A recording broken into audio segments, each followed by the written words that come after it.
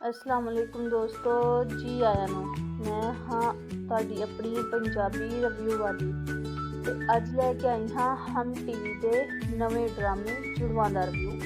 ਇਹ ਕਹਾਣੀਆਂ ਦੋ ਬਹਿਨਾਂ ਦੀ ਜਿਨ੍ਹਾਂ ਦੀ ਜ਼ਿੰਦਗੀ ਵਿੱਚ ਤਕਦੀਰ ਨੇ ਅਜੀਬ ਮੋੜ ਲੈ ਕੇ ਆਇਆ, ਸਾਰਾ ਕੁਝ ਹੀ ਬਦਲ ਕੇ ਰੱਖ ਦਿੱਤਾ।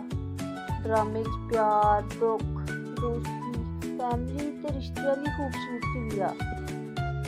स्टोरी के ट्विस्ट ते टर्न कदों तुहानूं चुका दिंदे आ, तुहाडे दिल नूं छू जांदे आ। सारा कुछ ही मौजूद आ। एक्टिंग की गल करिए तो सारे एक्टरां ने कमाल कर दी, खास कर तां मेन लीड परफॉर्मेंस बहुत पावरफुल ने।